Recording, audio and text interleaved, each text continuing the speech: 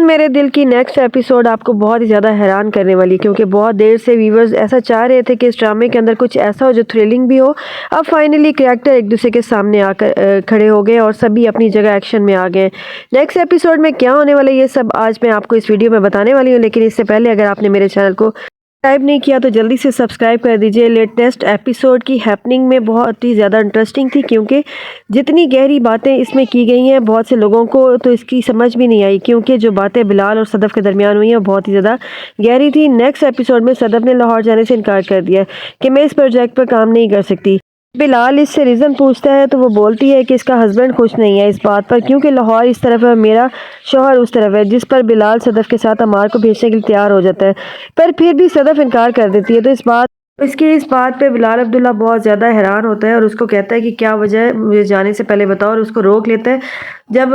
صدف جانے لگتی ہے تو وہ بولتا ہے کہ تم مجھے ساری بات بتا کے جاؤ، نہیں تو میں تمہارے گھر آ کر تمہارے ہسبینڈ کے سامنے یہ بات پوچھوں گا، تو پھر تمہیں یہ بتانا پڑے گا کہ جیتا کون ہے اور ہارا کون ہے۔ تو صدف چپ ہو جاتی ہے اور پھر اس کو بتاتی ہے کہ ساری بات کی اس طرح سے یہ پرابلم ہو رہا ہے میرے ساتھ۔ بلال عبداللہ بھی اس کو بولتا ہے کہ اگر تم نے جانا ہے تو استعفیٰ مجھے دے کے جاؤ، میرے منہ پر دے کے مارو، تاکہ میں سمجھ جاؤں کہ تم نے بالکل مجھے دل سے نکال دیا ہے۔ تو صدف بھی اپنے انا کی پکی ہے، وہ جا کر استعفیٰ لکھ کر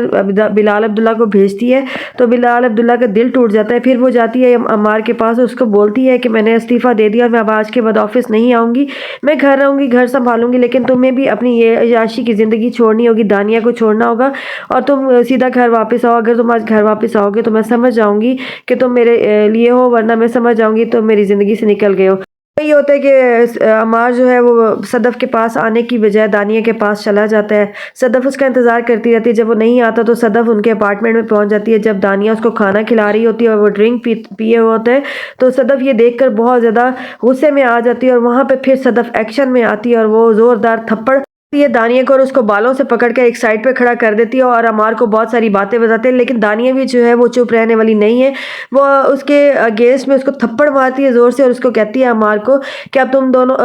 تمہیں ہم دونوں میں سے کسی ایک کو چننا ہوگا۔ تو جو صدف ہے وہاں سے اس کو باتیں سنا کر چلی جاتی ہے، عمار کو کہتی ہے کہ آج تم میری زندگی سے نکل گئے ہو۔ وہیں پر دوسری طرف بلال عبداللہ جو کہ استعفیٰ دینے پر بہت زیادہ دکھی ہو جاتا ہے، اس کے دل ٹوٹ جاتا ہے، تو وہ اپنی قسم کو توڑ دیتا ہے اور دوبارہ سے ڈرنک پینا شروع کر دیتا ہے۔ تو وہاں پہ جب بلال عبداللہ نشے کی حالت میں ہوتا ہے تو ہمشہ بھی وہاں پر آ جاتی ہے، اور ہمشہ بلال عبداللہ کو کہتی ہے کہ ایک لڑکی کی وجہ سے تم نے اپنے آپ کو اتنا برباد کر لیا ہے۔ پھر وہ اپنی محبت کا اس کو یقین دلانے لگ پڑتی ہے، لیکن بلال عبداللہ جو کہ بہت ٹوٹ چکا ہے تو وہ اس کو کہتا ہے کہ میں تمہیں اس کے بدلے میں کچھ نہیں دے سکتا، کیونکہ میں بالکل خالی ہوں، میرا دل بھی میرے پاس نہیں ہے۔ وہ اس کے ساتھ ٹائم تو سپینڈ کرتا ہے، کھانا وانا بھی کھاتا ہے، لیکن اس کو کوئی بھی گرین سگنل نہیں دیتا، اس کو اپنی زندگی سے نکال دیتا اور بار بار ہمشہ ٹھکرائی جاتی ہے۔ تو اس طرح سے یہ